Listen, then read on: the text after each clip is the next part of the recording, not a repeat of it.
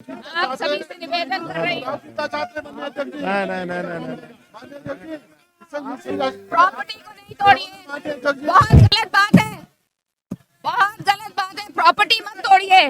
नमस्कार, मैं हूं मीरा रावत। इस बार गैरसैंण विधानसभा में आयोजित मानसून सत्र में वही हुआ जिसके शुरू से कयास लगाए जा रहे थे। हर बार की तरह इस बार भी सत्ता पक्ष ने हो हल्ले के बीच 5,000 करोड़ से अधिक का अनुपूरक बजट और 9 विधेयक तो पास करवा लिए, लेकिन जिस महत्वपूर्ण कार्य के लिए सदन आहूत किया जाता है वही नहीं हो पाया। ये राज्य बनने के बाद पहला मौका है जब प्रश्नकाल हुआ ही नहीं। राज्य की जनता ने इन नुमाइंदों को इसलिए चुनकर भेजा है कि ये जनता से जुड़े सवालों को विधानसभा में उठाए और सरकार से जवाब मांगे। अच्छा होता कि विधानसभा में संबंधित मंत्रियों से सवाल पूछे जाते। सवाल पूछा जाता कि स्वास्थ्य सेवाएं उत्तराखंड में इतनी बदहाल क्यों है। सवाल पूछा जाता कि कुछ दिन पहले ही देश की सरहद पर खड़े एक फौजी के मासूम बेटे को 4 जिलों में इलाज क्यों नहीं मिला, जिससे इस मासूम को अपनी जान गंवानी पड़ी। सवाल ये भी पूछा जाना चाहिए था कि आपदा से जूझ रहे उत्तराखंड के लोगों के लिए अब सरकार के पास क्या प्लानिंग है। टूटी फूटी सड़कों, उफनते गाढ़ गधेरों के बारे में भी सवाल पूछा जाने चाहिए थे, जिनमें अपनी जान जोखिम में डालकर पहाड़ के बच्चे स्कूल जा रहे हैं। सवाल पूछे जाने चाहिए थे उन जर्जर हो चुके स्कूल भवनों के बारे में जिनमें कभी भी बड़ा हादसा हो सकता है। अनगिनत ऐसे सवाल हैं जिनके जवाब का इंतजार जनता को सदन से रहता है। नारेबाजी के बीच अन्य बिजनेस तो सरकार फटाफट निपटा ही लेती है, लेकिन जनता से जुड़े मुद्दों को कौन उठाएगा सदन में। उत्तराखंड में विधायकों के वेतन भत्ते और अन्य सुविधाएं तो बढ़ती जा रही हैं, लेकिन विधानसभा सत्र की कार्रवाई सिमटती जा रही है। विधानसभा में प्रश्नकाल न होने का मतलब है विपक्ष ने सरकार के मंत्रियों को खुली छूट दे दी है। विपक्ष सवाल नहीं करेगा तो कौन करेगा। वैसे भी विपक्ष पर मित्र विपक्ष के आरोप तो लग ही रहे हैं। जनता के सवालों पर ना बोलने का ही नतीजा है कि गैरसैंण विधानसभा के बाहर जनता और अन्य दल प्रदर्शन करते रहे। एक तरह से जो काम विपक्ष को करना चाहिए था वो काम अब अन्य लोग कर रहे हैं।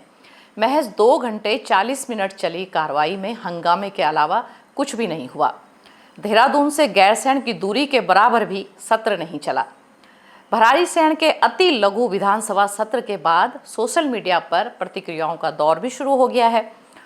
कोई मित्र विपक्ष बता रहा है तो कोई मैच फिक्सिंग। विधानसभा अध्यक्ष ऋतु खंडूड़ी भी नियम 310 के तहत आपदा और कानून जैसे महत्वपूर्ण विषयों पर चर्चा कराने की मांग पर टस से मस न हुई। अगर विपक्ष आपदा और अन्य मुद्दों पर चर्चा कराना चाहता है तो कराओ।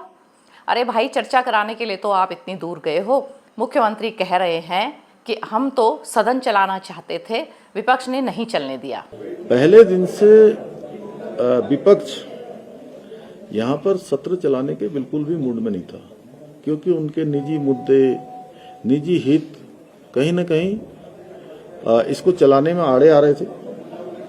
मैं विधानसभा अध्यक्ष जी की, उनका भी मैं बहुत, माननीय विधानसभा अध्यक्ष जी का भी मैं बहुत आभार व्यक्त करता हूं कि उन्होंने बहुत धैर्य का परिचय दिया।